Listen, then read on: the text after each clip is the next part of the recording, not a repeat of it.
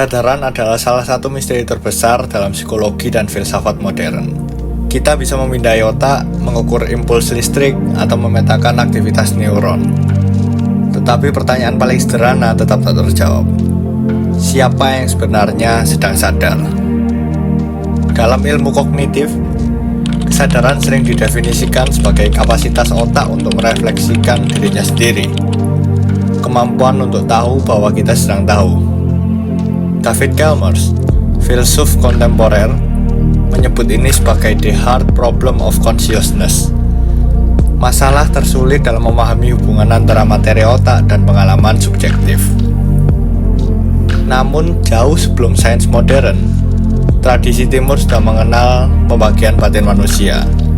Ada angkara, dorongan naluriah yang reaktif, ada manas, pikiran yang mengolah stimulus, dan cita, pengalaman batin yang lebih halus, tempat emosi dan memori berkumpul.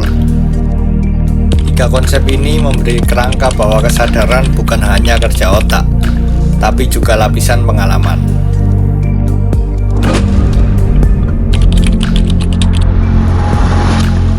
Otak manusia terdiri dari hampir 86 miliar neuron, tetapi bahkan jumlah sebesar itu belum cukup menjelaskan qualia. Sensasi subjektif seperti merah terasa seperti merah, atau rasa kehilangan yang menghimpit dada. Michael Graziano, neuroscientist Princeton, menyatakan bahwa kesadaran bisa jadi hanyalah model internal yang dibuat oleh otak untuk memonitor dirinya sendiri. Sementara teori integrated information dari Giulio Tononi berpendapat bahwa kesadaran muncul ketika sistem mencapai derajat keterhubungan tertentu. Tetapi ketika konsep timur tadi disandingkan, muncul gambaran menarik. Angkara berkaitan dengan brainstem dan amigdala, pusat reaksi cepat dan dorongan. Manas mirip seperti fungsi prefrontal cortex, penyusun keputusan, bahasa, dan logika. Cita berkorelasi dengan sistem limbik, memori emosional, intuisi, dan rasa kedalaman batin. Ini membuat kita menduga bahwa kesadaran bukan sekedar sinyal elektrik, tapi interaksi kompleks antara respon, pikiran, dan pengalaman emosional.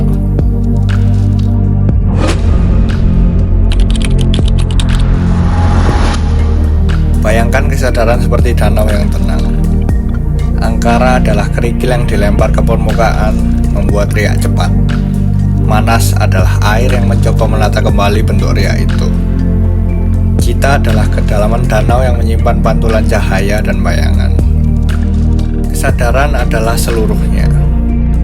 Karena kesadaran bukan hanya soal bagaimana otak bekerja, tapi bagaimana pengalaman itu terasa.